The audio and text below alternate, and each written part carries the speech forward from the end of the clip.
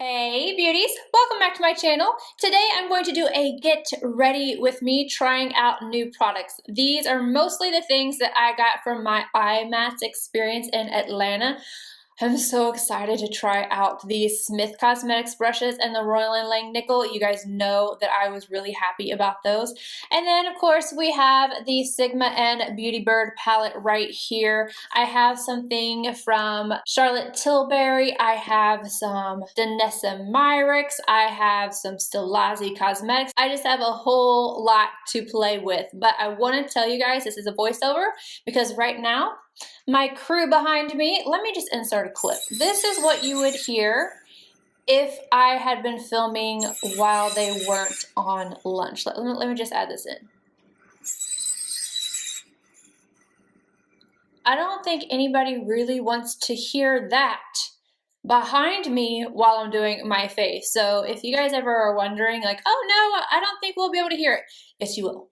You will definitely be able to hear it because it is very, very, very, very loud. So we are doing a voiceover today. I hope that does not bother you guys, but if you want to see how I created this look and what products I used and how I feel about them, because I'm about to tell you, just keep watching. So I'm starting off the look and you can see I already have the foundation, concealer, and my bake already completed, but I'm ready to go with these Smith brushes. I have been dying to use them, so I'm going to start by setting the rest of my face with the Chanel No. 30 Natural Loose Powder, and this kind of paddle brush from Smith Cosmetics is the 154, and I am just tapping this powder into my skin, and then I realized that I forgot to do my nose. I didn't bake my nose, so I do that real quick using the Huda Beauty baking powder and then finish off, and I go ahead and dust my bake off with that same Smith 154 brush.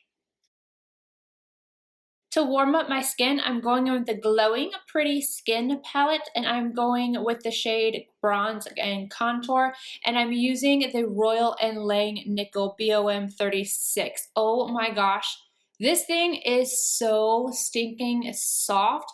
Like, I live for it. I'm sitting here just buffing this into my skin and enjoying every second of it. Like, it feels so nice. And this color is really good as well. I don't know if I mentioned it or not, but this palette was sent to me.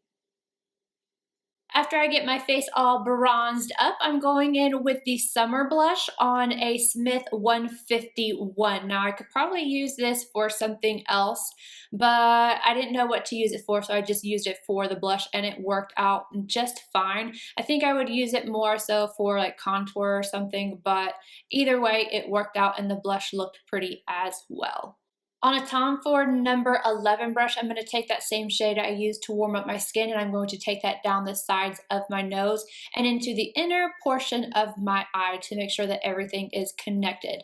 Then it is time to highlight, and before I go in and highlight, I like to take my Tatcha Luminous Dewy Skin Mist, and I'm taking that and I'm spraying it on a clean part of my sponge.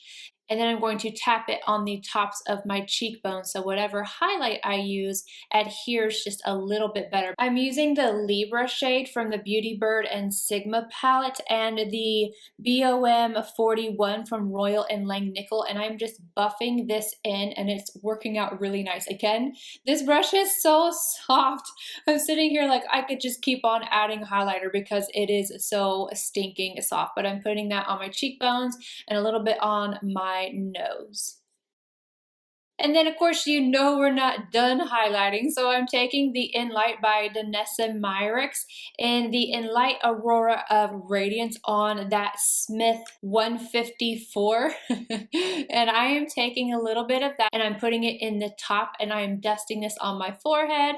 I picked up a little bit too much and I got it on the tops of my cheekbone. Like, I meant to put it on my cheekbone, but I didn't mean to put that much, but it was fine because it still looked absolutely gorgeous. The radiance this gives is stunning. And then of course, as always, last step for my face, I've got to buff, so I'm taking my Sicily powder in 01 Iris C and my large powder brush from Sonia Kashuk, and I am blending everything out. And then it is time for eyes, and of course, I'm going back in with the Sigma and Beauty Bird palette. On a Royal and Langnickel BOM 44, I'm starting out with Caramelito. I'm not sure if I'm saying that correctly, but I'm starting on the outer V first, and then I'm buffing it upwards into the crease and transition area.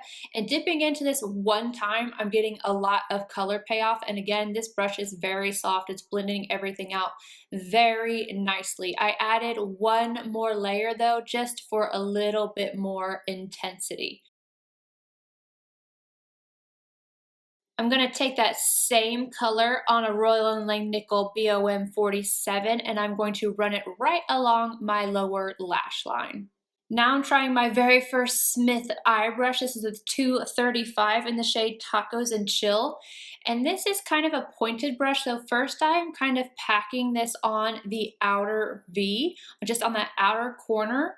And once I get the color there how I want it, I kind of twist the brush so then I have, instead of it being flat, it's just kind of twisted, and this is going to help me blend it upwards. And I take my time because again, this is a brush that I'm not used to, and I just slowly just keep working this up and smoking out that outer corner, and then adding one more layer again of that shade on the outer corner. I found no issues with this shade at all blending it out. Now I'm taking Frenchie on another Smith brush. This is the 256, and I'm going to highlight my brow arch. This is a matte shade. I just wanted to keep it nice and simple. And then for the lid, I'm taking the shade Milligro. I'm not sure how to pronounce that, on a MAC 252 synthetic brush. And I am just packing that onto the lid area and then slightly tapping over the Tacos and Chill. And then to highlight my inner corner, I'm taking another BOM 47 from Royal Langnickel, and I'm taking the light highlighter in Libra, and I am taking that right on the inner corner, but then I'm also bringing it up because I really want to brighten the inner corner. Now it is time for the fun part, which is glitter. I'm using a glitter from Eye Candy Cosmetics. This is Yellow Melon, and I am mixing it with the Anastasia glitter adhesive, and I'm using a MAC 209 to apply it.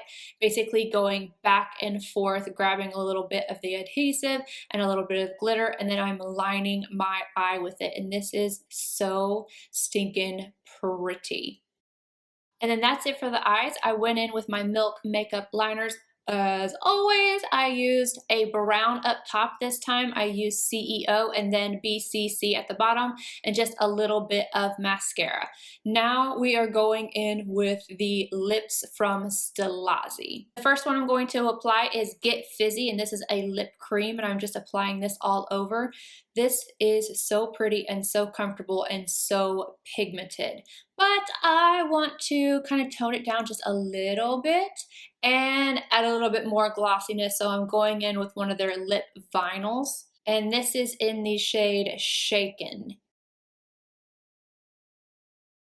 After I get that applied, this is the final look. All right, in case anybody was wondering what was on my face to begin with at the very beginning of the video, I have on my La Prairie Skin Caviar Foundation in the shade Warm Linen, and then my Too Faced Born This Way Super Coverage Concealer in Vanilla, and then of course Huda Beauty Powder. Now let's get into my thoughts on each of the products. I'm gonna start off with the brushes. Obviously I didn't get to use every single brush that I bought, but I am definitely happy with the ones that I got. So this guy, the Royal and Langnickel BOM 36 powder, oh, this is so soft. I think this is probably going to be one of my new favorite blush brushes. I used it for my contour bronzer situation today, but this is amazing. This one right here from Smith Cosmetics, the 154, I think I'm going to actually end up liking more for blush, but it did apply my powder well. I just think I like my other powder brushes better for that. This guy, I'm going to have to play and see how it works, because we all know I love my Linda Hallberg 306, but I'm interested in seeing how this works with different types of highlighters because it is ridiculously soft. I like the shape of it and it really buffs into the skin. And this is the Royal & Lang Nickel BOM 41. I used 2 of these. This is the Royal & Lang Nickel BOM 48 I used for inner corner and lower lash line. Love those. Like, love those. These are perfect for both, for inner corner and lower lash line. And if you have like hooded eyes or anything, you need something that's really going to get in there, I think those are going to be great. This brush is going to, this one from Smith is going to become a new favorite. I just have to get adjusted to how to use it. It is the Smith 235. So I'm very used to my MAC 221 and making like little circular motions right here. But being able to pack on the color like this and then turning the brush and getting that into the crease and also blending it upwards, it worked really well. So I'm very happy with this one. I think I will like this one just the same, maybe for more matte shades on the lid. And this is the 256 from Smith, but it was very, very soft on my brow arch. This guy though. This guy right here, if you love a really fluffy, really soft, like very soft blending brush for like transition or something, this is the BOM 44 large crease from Royal & Lang Nickel. You will love this. I could have just taken this on my eye all day long. That's how soft it was. And then this guy, I think I'm not going to use it for blush again.